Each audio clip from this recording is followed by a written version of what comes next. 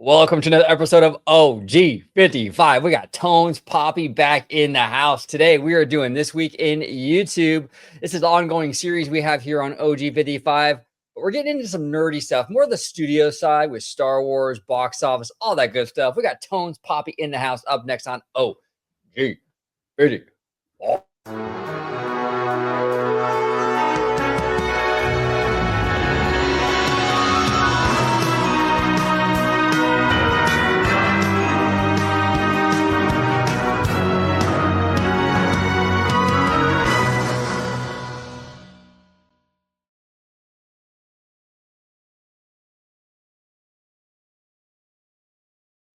Welcome aboard, everybody, to the episode of OG55. We got Tones back in the house. It's been too long, brother. How you doing, man?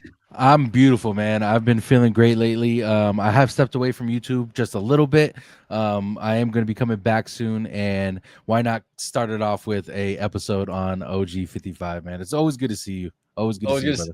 Always good to see you too, man. Talking shop. If you can let everybody home know where they could find you on social media, sir. Yes, sir. You guys can find me on TikTok, Tones_TV. I do most of my content there. We do a lot of movies and TV show reaction and reviews. Lately, I've been doing a lot of Stranger Things content and House of the Dragon, Game of Thrones content as well. So if that interests you guys, go to Tones_TV. Also, go to my YouTube channel. I am going to be rebranding right now. It is Bad Thoughts Studio, but it could be Tones_TV hopefully soon. But everything should be in my TikTok link tree. So go ahead and click on that. Yeah, make sure you check out Tones does great content. If you're into like Game of Thrones, Stranger Things, a lot of studio side stuff, Tones is your dude. And I'll be linking all his stuff in the description down below. And he's crushing it on TikTok. You are absolutely crushing it, bro. I appreciate it. And by the way, yesterday we did a video with Jay Shear and OG, and that was a fun video as well, man. And shout out to Jay Shear. His movie was amazing. You guys should go check it out. How Stories Work with Jay Shear. I'm going to be putting that video out tomorrow of us breaking down the film. And thanks again for joining me yesterday. Yeah, no, absolutely. That was fun, dude. Talking shop with you and Jay, it doesn't get much better than that, dude. That was a fun show. And his short film is absolutely incredible. I love how he really handled that. And it really got your imagination kind of going. That kind of stuff just nerds me out like crazy. Dude, the aliens and all that stuff. I love it, Absolutely. And it's one thing that, not a lot of people, but some people think it's like taboo to talk about because someone's listening or, this and that. Like people are afraid to talk about like paranormal stuff because they're scared of something might happen to them, or even like someone's listening us talking about UFOs or some shit, so it's like almost taboo in a way. So it's fun. It's really fun to talk about stuff like that. Yeah, no, absolutely. All right, let's rock and roll, Tones. Our first clip. We got two good clips today, actually. One from Den of Nerds and one from Christian Harloff. We're going to start with Den of Nerds. Den of Nerds, I've been a big fan of Josh for a really, really long time. This dude is hilarious. His live shows are incredible. And he breaks down all the Marvel, Star Wars kind of stuff. That's like his kind of corner of the internet. And he does a really, really good job at it. But are you a fan? Have you seen Den of Nerds before, Tones? I'm trying to think of. Let me get his face real quick. If it's the person I'm thinking of, yes, okay, yes, I've seen a couple of his videos. I'm when it comes to like nerdy content. There's only a couple people that I like will sit down and watch, but I like to form my own opinion when I'm watching or talking about a certain topic. So Den of Nerds is definitely someone I've watched a couple of their videos, especially when it comes to Star Wars, because those go crazy, bro. Crazy. Dude. Yeah, it's insane. So let's talk about this. This is all about Kathleen Kennedy and the Kathleen Kennedy Bob Iger dynamic at Disney. Kathleen Kennedy has gotten a lot of shit over the years. And Josh kind of breaks down, that whole situation. But let's go. And Tones, if there's a point in this where you need me to pause it, you want to say something, just let me know. Absolutely. Here we go. So, that's the best part about this, is it's not somebody who I have to explain anything to. I've worked with Kathy for so many years. It is, at least like 35 years.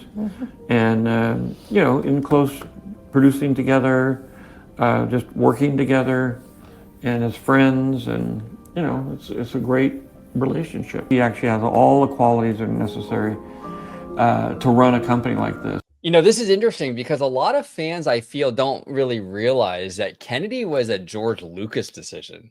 Yep.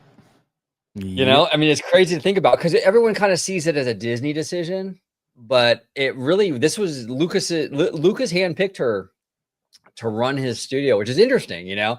And then I see a lot of people say, well, bring Lucas back. I'm like, well, you bring Lucas back, you think he's going to get rid of the person he picked to run the studio? No, you know what I'm saying? So I don't know. And not to say Lucas is perfect. I mean, he not to say every decision he makes is perfect. Obviously, I'm not a huge fan of Kathleen Kennedy. I think she's done some very questionable things, but I just think it's fair to point out that it wasn't Disney who actually chose her. You know what I'm saying? No, absolutely. And that is always a misconception when it comes to Kathleen Kennedy, because she's with, she's in the position she's in now. But a lot of people don't know it is because of George Lucas. And, I believe I was someone who didn't really pay attention to her moves and what she did until probably a couple years ago when, people were telling me that she either might be fired or she might be moved out of position. But yeah, she's still there. I know she's in talks of retiring here soon, or they're talking about replacing her. I don't know if that was just speculation or if she came out and said it, but but that's always been a misconception. And I was one of those who didn't know at first. Yeah, no, absolutely. What advice do you have for Kathy? Good luck. Good luck. Good luck. Something's always confused me about the Kathleen Kennedy Star Wars thing. There's always just been this one lingering question the whole time for me. And it's, why did George pick her? Because George picked her, you know what I mean? Like, she was handpicked by George. You actually, know the lore of Kathleen Kennedy. She's like, the story's weird because it's like she's this super competent, really awesome producer lady that George Lucas handpicks.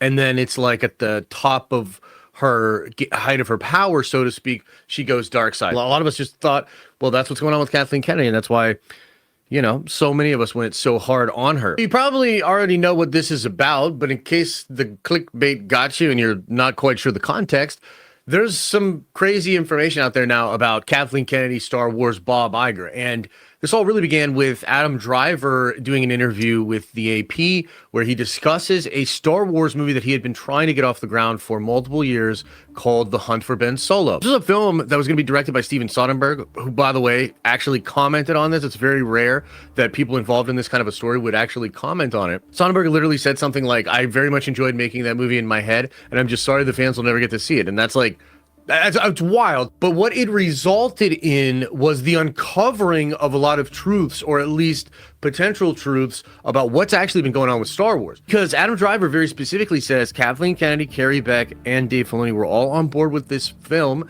The Hunt for Ben Solo, and Bob Iger and Alan Bergman very specifically were the ones that killed it. Now, for the very first time, we're getting a very specific calling out of Bob Iger and Alan Bergman and Disney itself. Can we pause this real quick? Yeah. One thing that I'm kind of blown away by is usually that's news, especially if you're the CEO of Disney, that's news that should never have came out, that Bob Iger was the one who said, no, we're not doing this. Usually because the blame would never get pointed to him because he's not, I mean, obviously he's the CEO, but he usually wouldn't have the decisions of what is getting made or not. That would be, especially when it comes to a Star Wars project, it would be Kathleen Kennedy. That would fall on her. But for it to go above Kathleen Kennedy and Bob Iger's like, no, we're not doing this, that's kind of concerning in a way.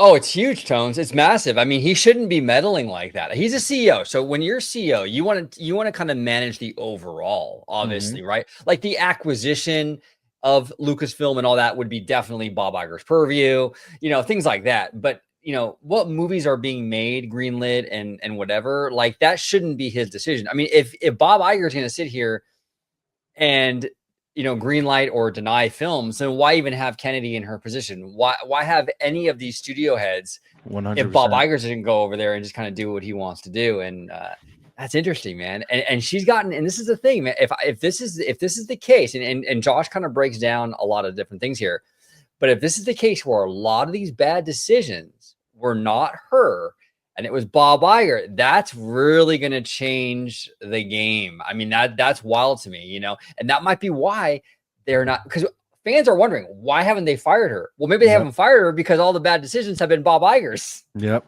And another thing, I mean, obviously, if someone came up to Bob Iger was like, hey, you need to read this script, it's not good, and they were ready to approve it and get this thing made, and Bob Iger was like, wait, hold on, let me read this shit, and then it was that bad, okay, I could see him stepping in and was like, what are you guys thinking right now? Like, but I don't see that happening. Kathleen Kennedy wouldn't do something that, I mean, there's been projects that haven't been that great, I will admit, but I don't think anything that could be put out for Star Wars can be as bad as what we've gotten so far. So why not watch this? Everyone loved Donald Driver. Everyone loved Kylo Ren.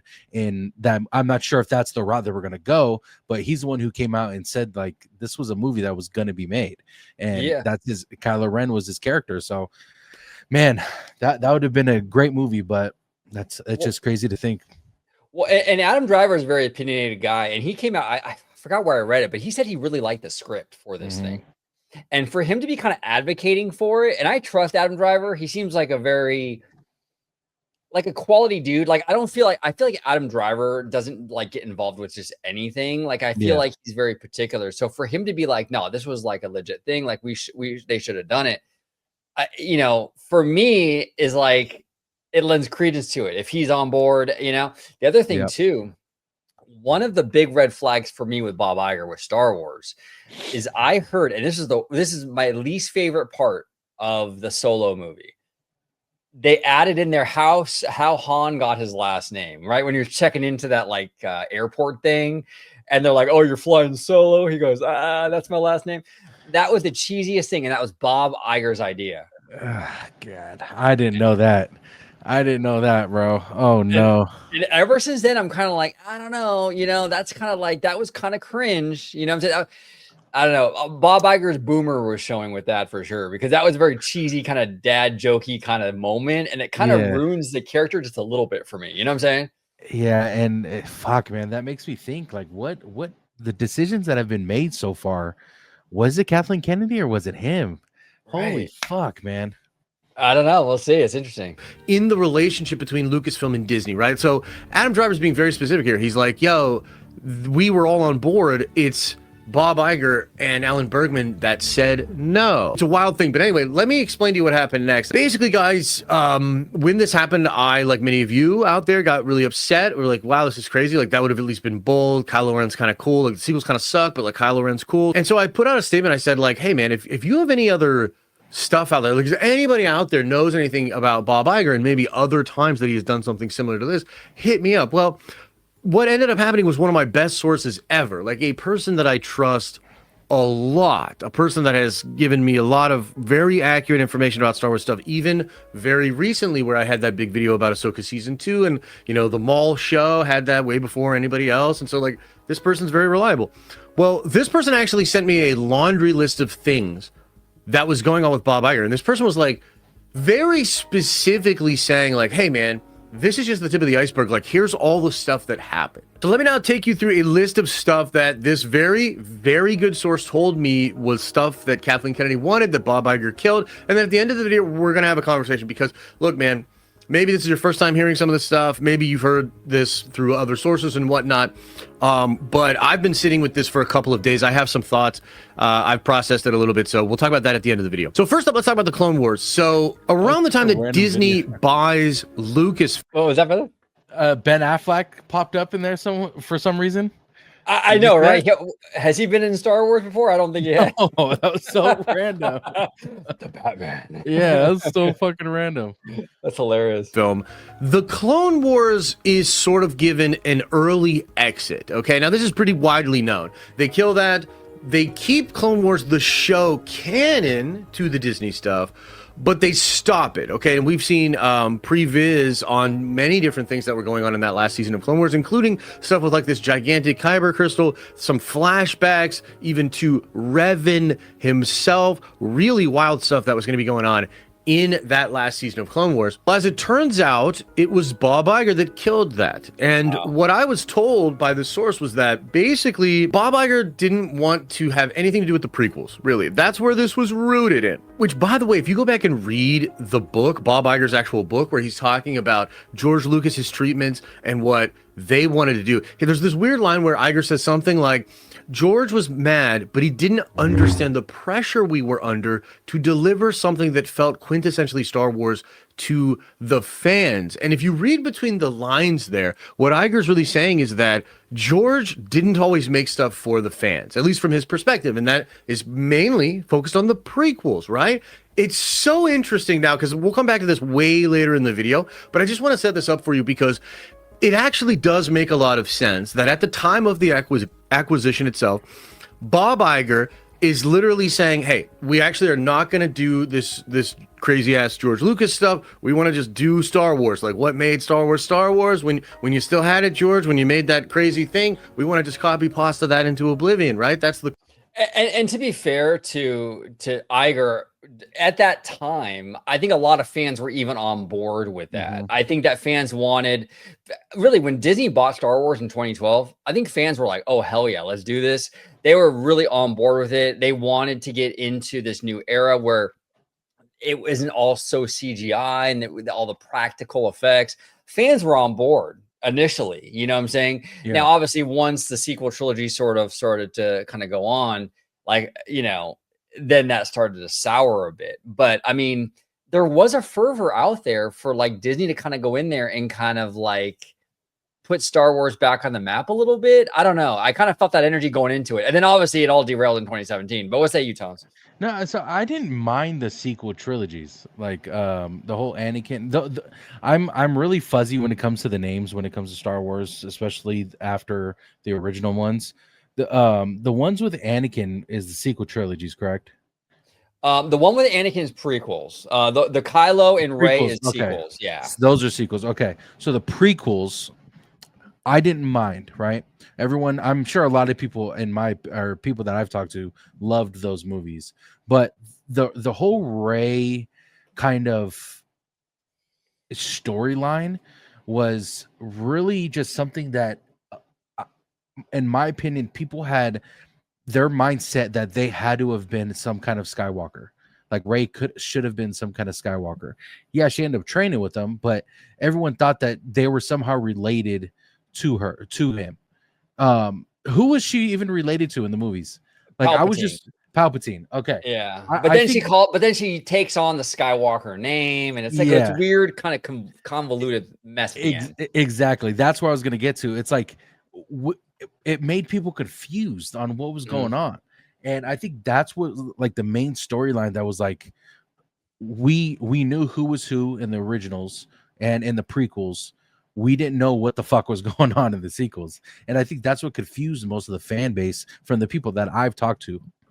Yeah, no, well said. And I think that honestly, one of the big mistakes they made, Disney, with the sequel trilogy was they were unwilling to take a big risk. You know, like she was a Palpatine. She was related to Palpatine. You should have had her go full Sith at the end of that movie, man. You should have had Empress Palpatine just chilling on her throne. And then you set up the next trilogy, and now you have a badass villain already out the gate, ready to go. Yeah.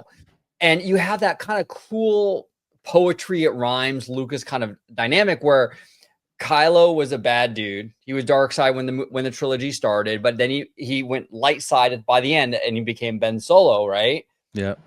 And then you had the reverse happen with Rey. She was light side, and then by the end, she becomes Empress Palpatine. Yeah, dude, that would have been sick. And now you set up the next trilogy where you have a Ben Solo, Empress Palpatine sort of battle or whatever. That would have been dope. But they went the safe route, and they're like, "No, we're just gonna have her be good, and then she's gonna take on the Skywalker name." It was just kind of like, oh, whatever. This is not even fun, you know. Dude. And it wasn't fun. I like, as much as those movies were shit talked, there were still some like cool storylines within it, but they didn't properly finish the story how most of us kind of wanted it to go, and the way you were explaining it would have been a perfect fucking ending. Oh, it would have been badass. Corpo speak. That's the Corpo way of doing things. But what's important to know now is that what my source is telling me is that Kathy was fighting for Dave's show to continue. She wanted to just continue Clone Wars. Bob Iger said no because he didn't want to glorify George Lucas Star Wars. He didn't want to glorify the prequel era stuff. Okay, so that's going to become really important. We're going to come back to that. Hold that in your thinking cap. Connected to this is a report from my source that Kathy is the one that fought really hard to bring the Clone Wars back. Again, Bob Iger did not want to do this. Bob Iger was very willing to just let Clone Wars have its sort of makeshift, shitty end. But why, and this is to your point, Tones, why is Bob Iger so involved in whether Clone Wars comes back or not? He should not be this on the ground, like day-to-day decision kind of stuff. Like, this is ridiculous. The CEO of the Walt Disney Company needs to worry about the company, not worrying about green lighting Star Wars shows. This is crazy. And what it sounds like to me, bro, is that you in my head, or the way I'm hearing this, is sounds like Bob Iger still thinks that George Lucas has some kind of like what's the word, say and ties, not ties, but like say in what goes on. Like, he's trying to prove George Lucas wrong, or prove that he's better than George Lucas by saying no to these, or saying yes to some of these things. And it feels like he doesn't know that this is his company. Like, these are his movies. Like, you need to do the good things with these movies. And I feel like he's overlooking some shit. And you should not be this invested in one franchise, that you have people that you hired to do that for you and who know it better than you. So it's a very weird look. No, it's very, very weird. Ending where Dave had to cut everything short and just do all that crazy stuff, right? Bob was like, no, we're cool with that. I don't want to do anymore. Kathy is the one that fights tooth and nail to get that greenlit. And eventually they get it greenlit. But here's what's really interesting. Apparently, Filoni wanted to cover the Son of Dathomir story from the Dark Horse comic books, the stuff that had like Towson, Grievous. I believe it has Dooku, and it's Maul. Very interesting little story that's technically considered canon, but it's in a Dark Horse comic book. Dave was going to adapt that in the newest season of Clone Wars when it came back, and it was going to be 16 episodes. Bob Iger said no.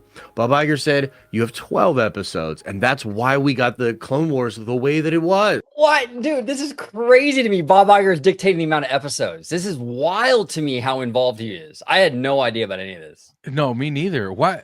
Wait, what the fuck? This is kind of like mind-blowing to me. This is mind-blowing to me. What is Kathleen Kennedy there for? Right. Exactly. Bob, if you're going to just take over, then just run Lucasfilm. Like, why even have her there? And this changes my whole perspective on her. Yep. Because she got handed a shit sandwich, bro. Like, if this is true, if what his source is saying is true, like, she took a lot of heat from the fandom and even the industry for how this studio is run. And it really was not really that fair to her, because a lot of these decisions, these big decisions, weren't even her decisions. And the Clone Wars were one of the most sought after storylines, and people loved the fucking anime, or not animes, but the animated ones. Right. The TV show. Yep. Yeah, the TV show. Everyone loved it. Why not fucking continue it? That was the one thing that was good that you had going. That's insane to me. Absolutely. Isn't that crazy? Yeah. It's absolutely great. Yeah, you're right. The Clone Wars TV show is what the prequels were very panned. Like, when the prequels came out, I remember I was like a teenager at the time, and like a lot of fans hated those movies. Mm-hmm. But the Clone Wars, which were set in that same prequel era, are what kind of changed people's perspective on that prequel era. And because it was such a great series and great show. And it really did change how people perceive the prequels. And for them to poo-poo this era completely, and this show, it's crazy. Bob Iger, really, I don't know, man. Next up, let's talk about the Mando and Grogu movie. Obviously, this is all speculation. We don't know if this is 100% correct. Correct. And we will never know. People with, millions of followers have bad sources as well. Not everyone is right. But if this is true, bro, like, Bob Iger is confused. I think he's confused on his position, and I'm not even trying to be funny. I think he's confused on what he should be allowed to say or not. And I think if you're going to make those kind of decisions, you should have got Kathleen Kennedy out years ago. So now, in a way, you kind of see Kathleen Kennedy wants to kind of retire because she's like, why am I even here? I'm getting blowback for everything for no reason. No, exactly. She's the fall woman, basically, right? Yeah. For what? I mean, if this is true, big caveat, like if but like if this is true, like she's taking on major heat for years for literally nothing. It was Bob Iger. I mean, the check must be fucking amazing if she's getting this much blowback, bro. Oh, it's crazy. And it kind of like, honestly, it kind of makes sense. So when you really think about it, like, okay, so George Lucas trusted this woman with his baby, you know what I'm saying? Trusted this woman with his studio.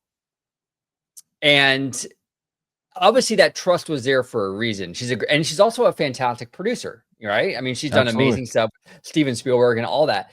So she has the chops. And that's what I think surprised a lot of people. Were like, well, you have this woman who has an amazing resume, handpicked by George Lucas, but she's really like fumbling the bag, like really hard. Like, what's going on here with Kathleen Kennedy? You know what I'm saying?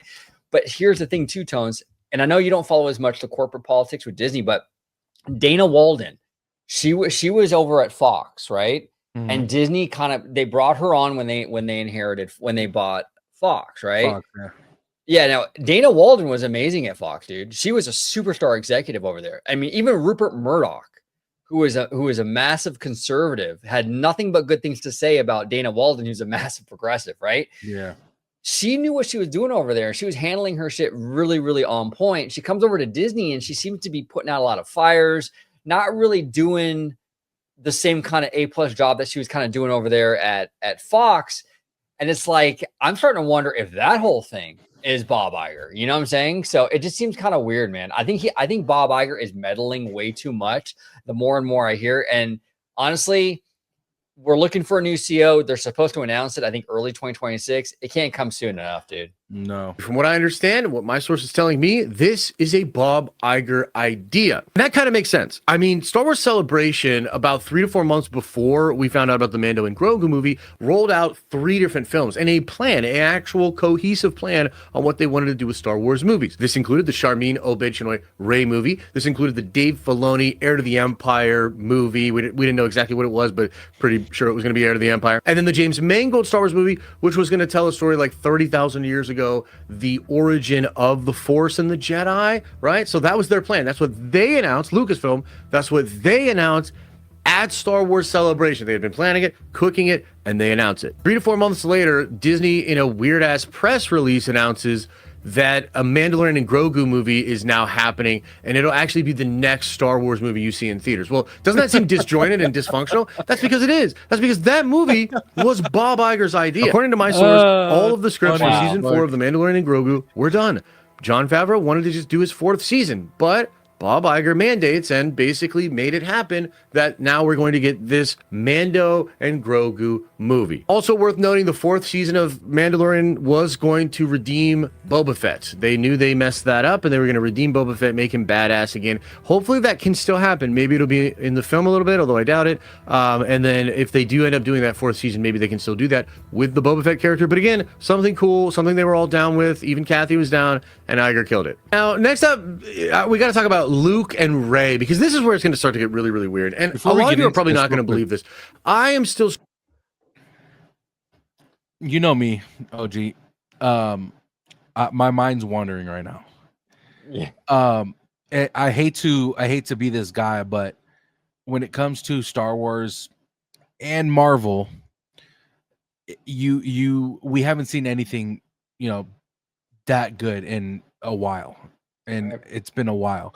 Loki, the series Loki was great, but other than that, you just can't find it. But the point I'm trying to make is Bob Iger controlling every single studio thing that happens? Is that what he's trying to say, or is it specifically Star Wars related content? Obviously, we're just he's just speaking about Star Wars, but it makes you think with all this information that's being released. Is it specifically Star Wars, or could he be talking about Marvel as well, or other movies in general?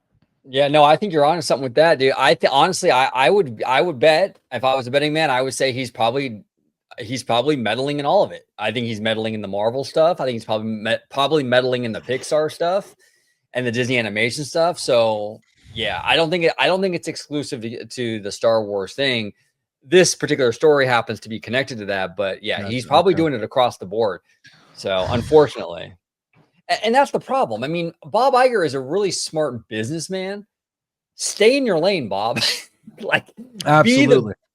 Be the business dude, be the guy that, and he's good at it. He knows how to do that. I mean, obviously, be the guy that decides what we're going to acquire, what we're going to, the big, broader business moves. Don't get in here and start to tell Lucasfilm how many episodes for a show, or what shows to greenlight and what shows not to greenlight. That's way, way, way too micromanaging for a CEO to be getting into, and it's disrespectful to the studio heads too.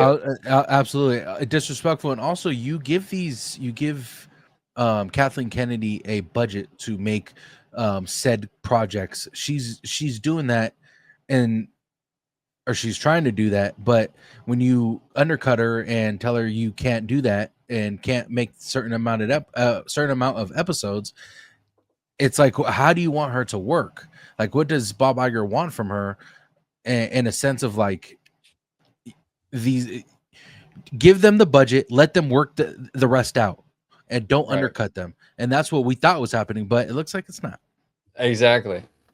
Struggling with wrapping my head around this, but I will just say that this comes from an incredibly reliable source, and I will also say that the more I sit with this, the more that it does actually make sense and track with things that we have heard. Basically, Kathleen Kennedy reportedly wanted Luke and Rey together to be the primary focus of the new trilogy, and that was something that was really important to her. But this idea was gone away from basically for two reasons. Number one, because Iger really, again, did not want to glorify all of the George Lucas stuff. It really does seem like Iger wanted to establish new Disney Star Wars stuff and kind of be like, thanks, George, but we can take it from here and we can make it for the fans again and get the fans excited, unlike your prequels, right? That's like the undertones that I'm picking up in the information that I'm getting. So therefore, Rian Johnson has this crazy ass idea to like subvert all of our expectations, and Bob Iger is the voice in that room that's saying, let's go with that. I actually like that.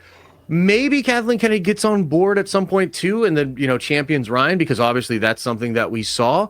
But I'm just saying that, like, from the early days of what the trilogy was going to be conceived, when everybody was like giving their ideas, my understanding and the understanding of my source is that Kathy wanted Luke to be a really important part of all of this, which, I mean, kind of makes sense. Look at what they do in the first film. You know what I mean? It's all building towards Luke. And then Ryan goes this different, crazy way.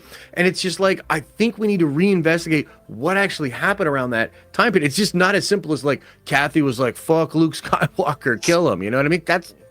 That's not what happened. In fact, my source told me that Iger himself was pushing for the deaths of legacy characters, including all of the Skywalkers, because number one, it would be a really like shocking, crazy shock value thing, but also because it's the way to say goodbye to all of George's stuff and welcome in all the new Disney stuff. And again, well, that's just weird to me though. Like, it's weird to me how like burn the past. Fuck all of Lucas's stuff. Let's just start over kind of, and let's build anew. It's like, you don't do that with Disney animation, right? Like we can have new stuff with Disney animation while also respecting what Walt sort of started, right? So, a movie like Snow White is a beautiful movie, right? Beauty and the Beast doesn't like go in there trying to negate what Walt built with like a Snow White, right? Little Mermaid doesn't destroy like the past, or even like a Tangled, doesn't do that. Like, we can kind of build upon what these visionaries set for us in the past and kind of move forward. But I feel like with Star Wars, Iger really was like, no. In order for us to move forward, we got to burn that shit down. And that's where I have an issue with it. Like, it's fine if you want to like kind of establish like this new era, which you obviously want to do.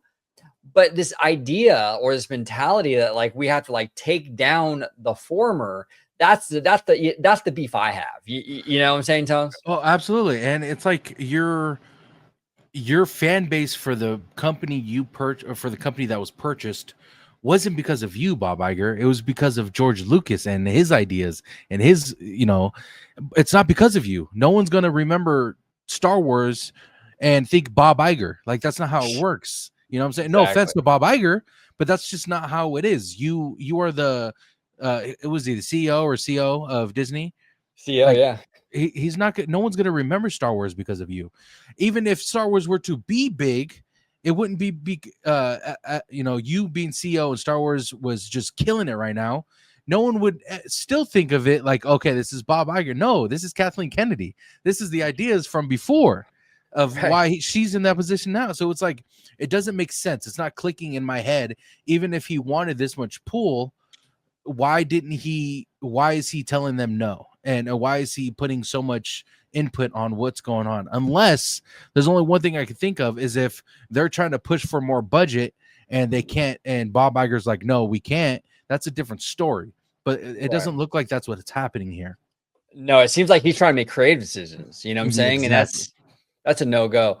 But we're not going to play the whole thing. We kind of got the gist of it. I'm going to link Den of Nerds, this video in particular, in the description down below. I want everyone to check out the full video because Josh is an amazing creator. And I've talked to him a few times actually on Twitter and stuff. Really good dude, man. And he makes great content. So make sure you subscribe to Den of Nerds if you aren't already. His live shows are absolute bangers. They are so good. I've seen a couple of his live shows. They are really good. Really good. Really good stuff. Really good stuff. So make sure everybody support him. He is a great dude and a great creator. But let's go ahead and move on to our last and final clip. Christian Harloff. Love this guy. I'll link his information down below as well. This man actually, a little backstory with Christian Harloff for me personally, like in like the Disney parks kind of like space, right? There's a lot of creators that go to the park and they'll try the new churro and they'll try the new ice cream and they'll try the new thing or they'll go to the parks and they'll kind of vlog from inside the parks, right? But there really wasn't a whole lot of like people just like a bunch of friends like just nerding out like around a table talking about Disney parks, like just real dudes, real friends, just chatting about stuff and speculating.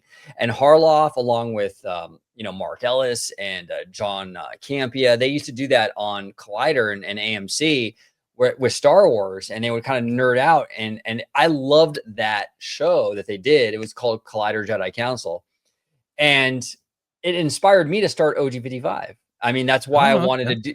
Yeah, this hit Christian Harloff was a huge part of why I started this channel, because I wanted to kind of do what they do with Star Wars. It's a bunch of friends talking about this stuff, but I want to do that with the parks because you don't really see that much in our community. So that's a little backstory with my history with Christian Harloff. He's a great dude, great content creator. I owe him a lot because really, if it wasn't for him, I probably wouldn't have started my channel. But this is his clips channel. I'll be linking this and his main channel in the description down below. But movie theaters collect on lowest October box office in decades. Now, this is interesting because this might speak to a broader issue, but let's go ahead and listen to what Harloff has to say. One more topic here, and then we'll move on to the questions. We should do the box office. That's what we usually do on the show. So we'll do the box office. It was a really kind of piss poor weekend, John, at the Halloween. And one of the worst in I think maybe ever, right? Yeah. Really bad. And nobody's going to check out the movies and didn't do well. Here are the results of what it was. Sorry. Yeah. Okay. So top 5 this week. Regretting You is number 1. Wow. That's interesting, with $8 million. Saw that one. Black Phone 2 coming in number 2, and that movie has made so far $104 million. Okay. How much did Regretting You make so far? $50 million? How much did that movie make cost to make, John? Let me guess. I'm gonna say $45 million to make Regretting You. I'm curious. Oh wait, sorry, John. You were 9%. What did you say, John? She's I'd say 20 million. I mean, it's McKenna Grace. She's not commanding much money. Yeah, but I don't know. But I just a movie to me, it always seems like that was a bigger production. So I'm going to say 45, 30. Okay, 30 million. All right, it's already made 50. Not too bad. So that's not too bad. Chainsaw Man again. Then K-pop Demon. They put Demon Hunters back in the theater. That's hilarious. Yeah, that's hilarious. That movie can make $5 million every time you put it in the theater. Absolutely. Begonia. Well, I mean, yeah, it was a small. I mean, that thing's a beast, right, Tones? Dude, I've made videos about it. I've done lives about it. This movie is transcendent, bro. What they have right now is something that is going to be huge moving forward. There's going to be video games. There's going to be, I mean, I believe they're already in Fortnite, if I'm not mistaken. They're the movies after this, the music after that, like they've touched on something that hasn't been touched on, or at least made big in forever. And K-pop Demon Hunters is going to be huge moving forward.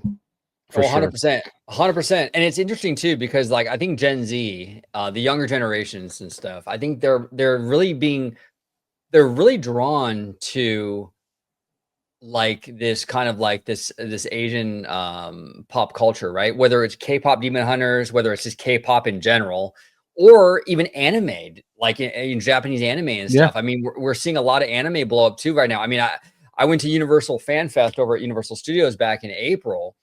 And One Piece, honestly, I mean, there was a lot of big franchises represented at that event at Universal, like Back to the Future. I mean, a lot of big IP.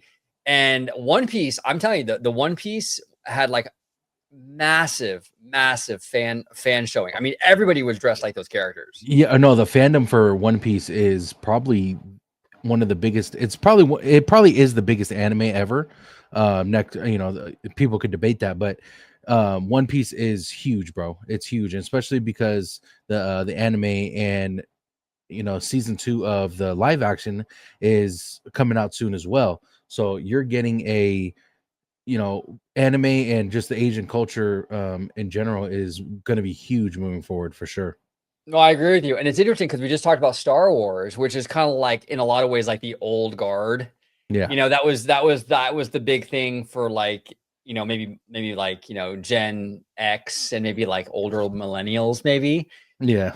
But not so much with the Zoomers, right? Like the younger kids are more into this kind of stuff. So it's interesting to see what kind of pans out going forward. And real quick before you play, they just announced, I believe it was today or yesterday, that K-pop Demon Hunters is going to be released. I think they said in 2029, the sequel. So wow, dude. Interesting. Smaller weekend, but nothing really came out. Yeah, no, nothing really came out, and I think because they know audiences don't go on Halloween weekend because it was on a weekend, right? So they were like, people are probably gonna be out and about, not really necessarily going to the movie theater. So I think smart not to put it out yet. Yeah. I mean, there's look, November is about to pop. Yeah, Predator Badlands is next week. I'm hearing good things about that movie, dude. Yeah, I'm seeing it tonight. Me too. Yeah. Me too. I see that tonight. Running Man's next week. Yes. There's quite. Let me see. I'll go over what's coming out here over the next. Here it is. Hold on. So over the next month, you really do have some good stuff here. Let's start with this. What happened? Oh, there it is. Is that the right one? Okay. So you've got November 7th, Christie, which you and I both saw. Yes. Nuremberg. Did you see Nuremberg yet? I skipped out on the screening last week, so I'll just go to the theater this week. Okay. Nuremberg, and Predator Badlands, which is the big one as far as what most audiences will see if this weekend. Predator Badlands will win. Now the question is at what point or what number that the studio is going to be happy with. We shall see. But November 7th, November 14th is then Now You See Me, Now You Don't, and Running Man. I think you and I had this conversation. This is going to really test the star power of Glenn Powell. Yeah. Because it's going up against the third film. I think it's the third film. It's the third film, yeah. And the last two have made well over $300 million worldwide. So there you go. So those two, and then November 21st, Wicked for Good is just going to get out of its way, basically. Although November 26th, Zootopia is going. Zootopia, and I've said it a million times, dude. You don't mess with family movies. If you hit the right family movie, you get those kids in the theater, especially around that time. Yeah, money is going to flow, and Zootopia is going to do very, very well. Zootopia will beat Wicked overall. Yeah. But Wicked is going to do very well. It's going to be huge in November. Yes. So yeah, I got invited for. No, what do you think, Tones? Because I think this kind of speaks to like a broader conversation too, though. Like in terms of like I hate to say relevancy, but like kind of like the theater going power. Like I feel like ever since the pandemic, things have kind of changed on so many levels, right? Even nightlife. I was talking to my buddy about this the other day, where it's like when I was young, back in my day, Tony, I was just about to back in my day, you know, back in my day, like we would go clubbing. Like, I was going clubbing like twice a week, bro. Like it was bad, but it kept my heart healthy. You know what I'm saying? Like, it was good cardio. No, but in all seriousness, I mean, there was like a big club, like there was people went out, they went clubbing, there was all kinds of stuff. I feel the kids nowadays, it's not as prevalent, like the going out thing. I think social media has sort of kept a lot of people indoors. I mean, even dating, we talked about it on the show before too, with like dating apps and stuff. Like, you know, back in the day, if you wanted to meet a girl, you'd have to go up to her and talk to her, you know, and nowadays you don't have to do that. You can just scroll on your phone, and it's like kind of low risk, right? It's behind a screen. So it's kind of like, you know, I don't know. I'm kind of old school. I kind of think that you should maybe face-to-face is better, but because you can get your vibes. Absolutely. But I feel like with like, even like the movies though, I feel like things have changed since the pandemic. I don't feel like it's the same theater going in movie experience that it was maybe a decade ago. I feel like it is waning to some degree. Not to say that Christian and John are wrong. I think Zootopia is going to do very well. Wicked will probably do very well. But I just don't feel like there's that same energy behind the theater going experience like there was like a decade or more ago. Oh, absolutely. And you're right. It's social media. It's, you know, I'm guilty of this. I'm not going to lie. The mindset of, oh, well, I guess I'll just wait for it to come out on streaming services. Because for one, it's just easier. And for two, you aren't waiting long. You're waiting like maybe 2 months at the very least for a movie to be released and come out in streaming. Like they don't give you any kind of like punishment for not watching it in the theaters, you know. And I think that's where a lot of people are, because they want to make money by putting it out on the streaming platform so they can get the streaming things up. But at the same time, if you take it out of theaters so quick, like what's the point? What's the point of putting it in theaters in the first place? To have 2, 3, maybe 4 good weekends, and that's it.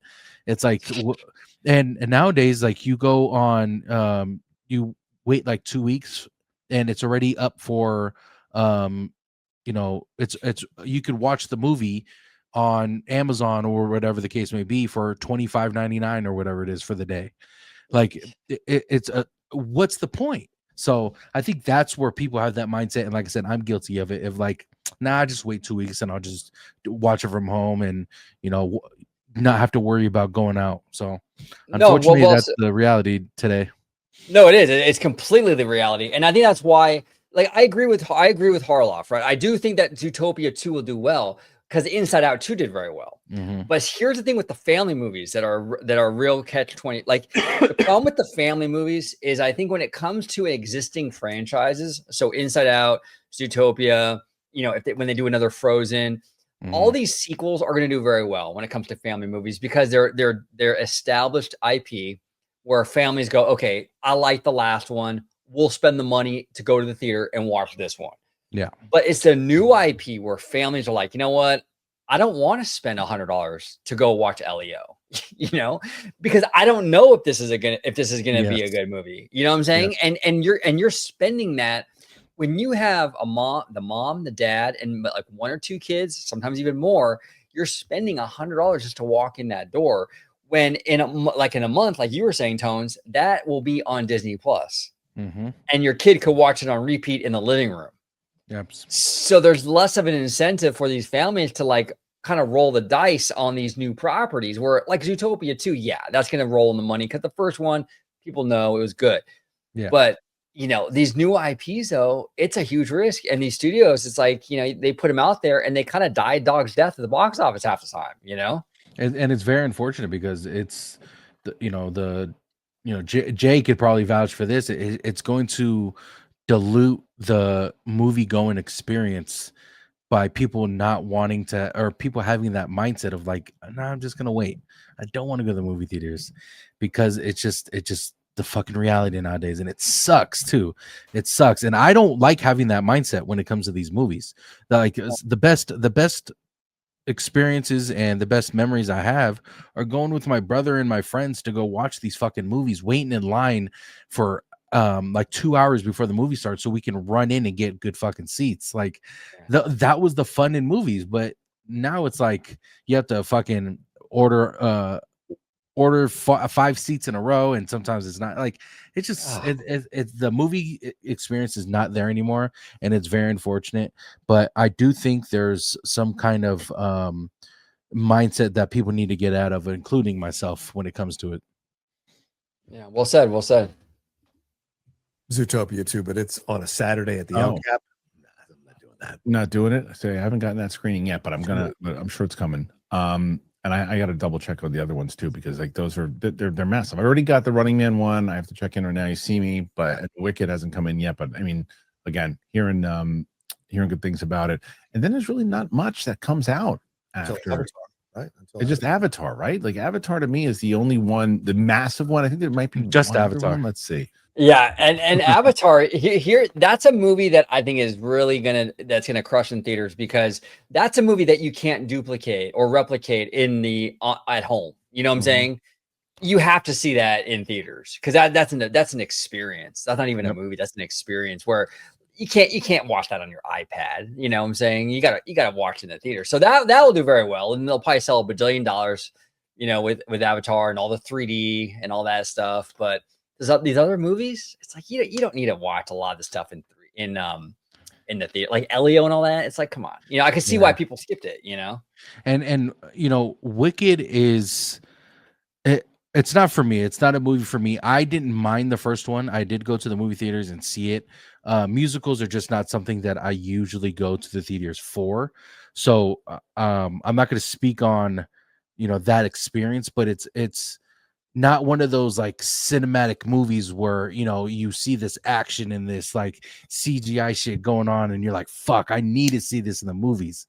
Like, it's just not one of those movies that, you know, so the movie's going to do amazing either way. It's Wicked. The first one Canada and I did the fucking trailer reaction to, we were ignorant to, you know, the whole Wicked community, because we don't watch or do movies like that. In the play, we didn't go to the plays, you know. So now that I know all that shit, and you know the shit talk that I did for the first one, and I went to go watch it, like it's gonna do well, but it's just not one of those movies you have to go to the movies and see. No, 100%. I remember you telling me about that. Like, you did your review and like they came for you guys, huh? Bro, it's one of my most viewed videos, and it's just fucking hate. Oh man, dude, that's so wild. bad. It's so, but like we mentioned in the video that we're ignorant to what this is. We haven't seen the movies, we haven't seen the plays, we're not too familiar with the storyline. When the trailer came out, it was like a 5-minute trailer, 6-minute trailer, and it pretty much gave the premise of the movie away for me. Like I want as little as possible, but enough to get me to want to watch this movie. And we got pretty much what everything's going to be about, and you could speculate how the ending is going to happen within the trailer. So I was very animated about it for sure when the trailer came out, and the fans didn't like it. Well, hey, sometimes the fandom gets a little crazy, but you know what? I mean, it's good. I think it's good to hear kind of like that normie perspective with stuff, you know. And I think even in our, like, you know, I cover a lot of the theme parks, and a lot of people in our theme park community sort of have this mentality, like the Wicked people that were coming after you, where it's like, oh, you know, the normies don't get it. Well, you know, it's like the normies are you need to bring the normies on board, though. Like, the Wicked fans should listen to you in Canada as normies, and how you enjoyed or didn't enjoy the movie. I think the normie perspective is very, very important. And I think a lot of times these fandoms get way too entrenched in the nerdiness of it all, and they block out anyone that's not like a diehard. And I think that's ignorant. You know what I'm saying? You gotta have the open mind. You know what I'm saying? And I try to do that with the theme park stuff and all that, because I don't know, man. It's crazy, but that's wild. How many views did that Wicked video get? I want to say like 5,000-6,000 or something like that. Like it That's dope, didn't get a dude. crazy amount of views, but No. my YouTube videos don't really do crazy numbers like that, and the number was high. The number was high shit. compared to every other video. I'm gonna after this show, I'm actually gonna head over there. I'm gonna leave a positive review. Just to, like, Thank you, bro. Thank you. Well, that's not true. Five Nights at Freddy's 2 will do fairly well. Oh yes, on it will. December 5th. Yes, it will. Yeah. It'll do well. It'll do well. That is, it's got a very solid fan base. Yeah. Yeah. What's this movie that I until yesterday I didn't even heard of this movie with Sydney Sweeney and Sklenar and what's her name? Oh shoot, who's the one from Mean Girls? Oh my god, Renee Rapp? no, the original Mean Girls. Rachel McAdams? No, the other one, the blonde that I can never The get. blonde is Rachel McAdams. No. Amanda Seyfried. Yes. Amanda Seyfried. Do you know what movie I'm talking about? No, not at all. Is it called The Housemaid? Is that it? Oh, The Housemaid. Yes, Jeff has been talking about that one for a long time. Is that one coming Yeah, out? that's it. That comes out at the end of December. Yeah, no.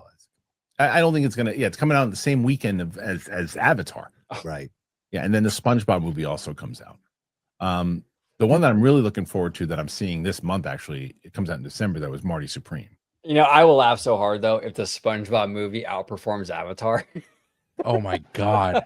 My god. I almost kind of want to see it do that just for shits and giggles. You know what I'm Shits and saying? giggles, absolutely. I mean, bro, you never know, to be honest. You fucking never know. You never know. Especially nowadays, man. It is a 3-hour movie or some shit like that. Most of the avatars are.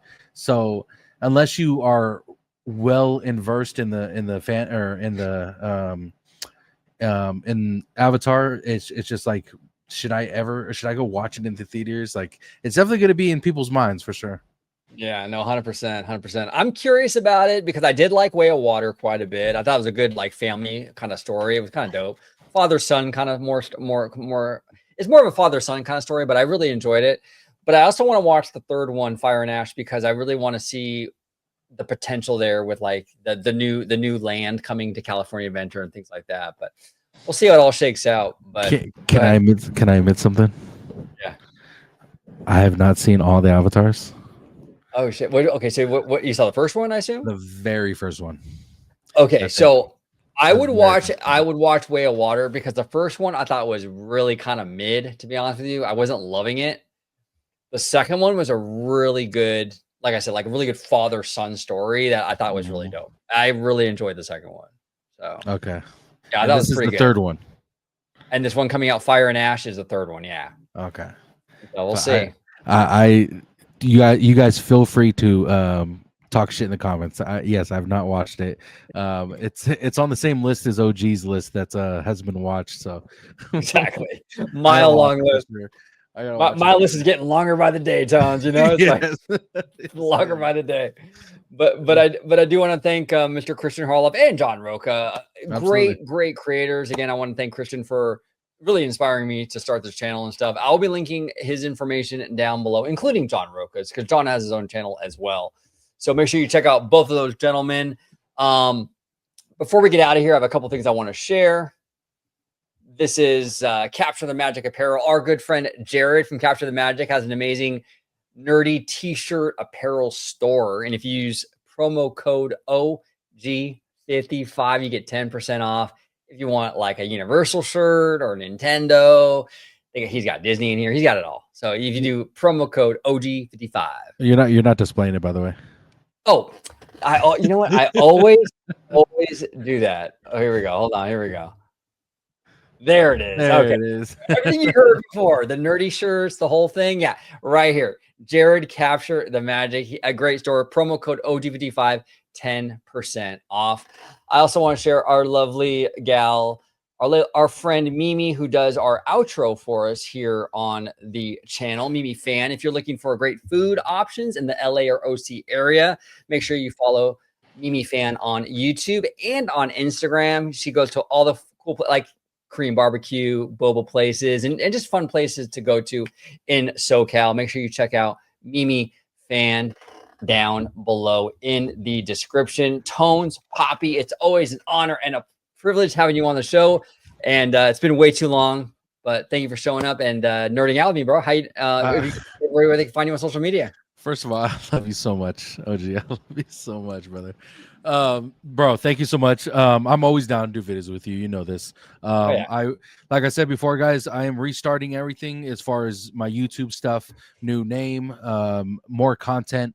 We're going to be doing the same content, just putting out more than I have been in the last couple months. So go to either Tones_TV that will be on YouTube, or go to Bad Thought Studio. I'm still trying to fix the name. But if you guys just want to contact me at all, go to Tones_TV on TikTok, or go to Tones_TV on Instagram as well. There he is. You heard the man. All of that will be in the description down below. Make sure you follow Tones. He's family here at OG55. We love Tones Poppy. Check out his YouTube, his TikTok, all that good stuff. Thank you for watching this episode of OG55. And comment down below everything we talked about today, whether the Bob Iger stuff with Kathleen Kennedy, all that Star Wars drama, whether it be, the box office, the theater going experience, Avatar, all that. Comment. We would love to hear from you. And until the next time, see you. Thank you so much for watching OG55. Don't forget to smash that like button, subscribe, and become a member today.